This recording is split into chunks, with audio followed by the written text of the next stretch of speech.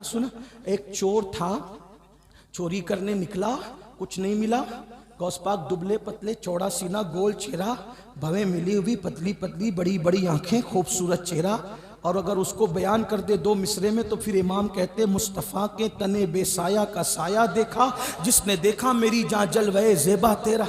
वो वजूद देखा, पीछे से चोर आया, कहा शेख बड़े कीमती कपड़े पहनते, इतने महंगे पहनते थे, आखिर उम्र में बादशाह को भी मैसर नहीं आते थे, इतने महंगे। सोचा कि हजरत अकेले जा रहे, पीछे से कपड़े ही उतार लूं, जुब्बा उतार लूंगा तो कम से कम दिन भर का खर्चा तो निकल जाएगा।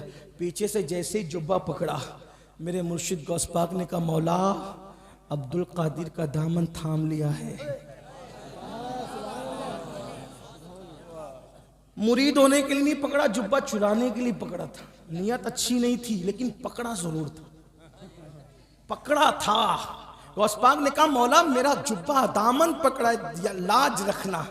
अभी गर्दन पीछे ना घूमी थी कि खुदा ने मकाम कुतुबियत अता फरमा दी।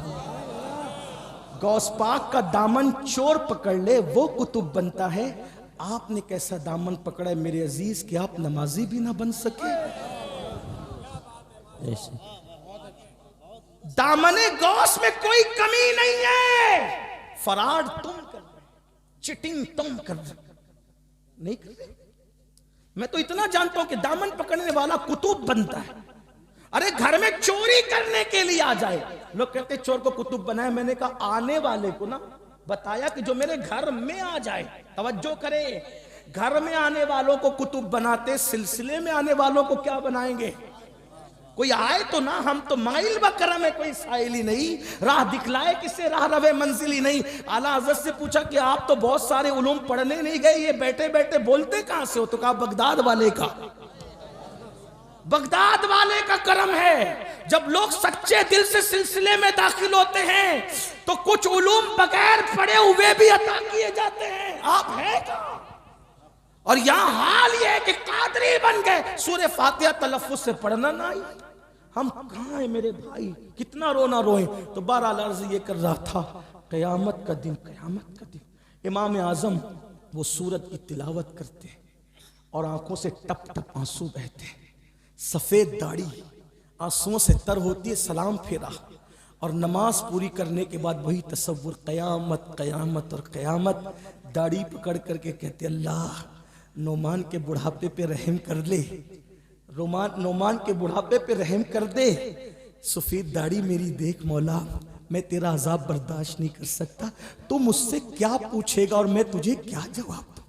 मैं एक बात आपसे कहता हूं मेरे भाई, अगर अल्लाह हमारे गुनाह का नहीं हमारी नेकियों का भी हिसाब ले ले तो हम अपनी नेकियों का भी हिसाब नहीं दे सकते। हम अपनी नेकी का भी हिसाब देने के काबिल नहीं। हम गुनाहों पे कितने दिलेर हो गए, अपनी आखिरत के दुश्मन हुए।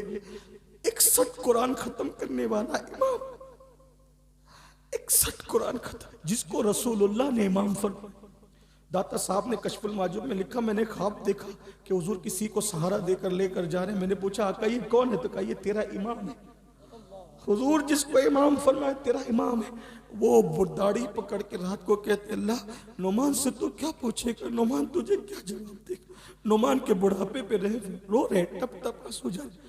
मस्जिद का खादिम आता है चिराग बुझाने के लिए, देख रहे रो रहे रो रहे रो रहे। पूरी रात गुजर गई। रात के आखिरी पहर में मौज़िन और वो मस्जिद का खादिम, उसके पैरों की आहट सुनी, चेहरे से आंसू पोंछे, पलट के देखा क्या मस्जिद बंद करने का वक्त आ गया? ऐ मौज़िन मस्जिद के दरवाजे बंद करने का वक्त आ गया। मौज़िन ने कहा हुजूर बंद करने का वक्त नहीं, सुबह हो गई, अब तो मस्जिद के दरवाजे खोलने का वक्त आ गया। अरे हाँ हजरत, मैं बार बार आता रहा, आप रोते थे मैं वापस चला जाता था, आप रोते थे वापस चला जाता। मेरे और आप जैसा आदमी होता सीना फिर चौड़ा होता। मतलब मेरे मौज़िन ने मुझे रोते हुए देख लिया। कितना इंसान आज का गवार और मक्कार है, नेकी करता है तो दिखा के और गुनाह करता है तो छुपा के।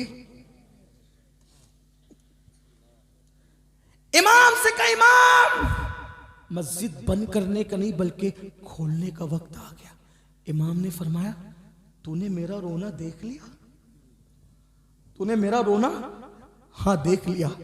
اللہ کی قسم دے کے کہتا ہوں جب تک میں زندہ رہوں یہ واقعہ کسی سے بیان مت کرنا, کیونکہ مجھے ڈر لگتا ہے اگر میری زندگی میں تو نے بیان کر دیا تو کئی قیامت کے دن یہ نہ کہا جائے کہ نعمان روتا میرے لیے تھا اور دوسروں کو بتا دیا کرتا تھا. یہ اللہ والے تھے, تب تک ہم بادشاہ تھے. آخری بات, بس آخری بات, گناہوں سے چھٹکارا پانا ہے. ایک تصور کرو, اللہ دیکھ رہا ہے. اگر اس تصور کے ساتھ ایک گناہ چھوڑ دیا زندگی میں, ایک گناہ, اس کا فائدہ کیا ہے؟ بس اسی پہ بات مکمل. اللہ دیکھ رہا ہے, ایک گناہ چھوڑ دیا.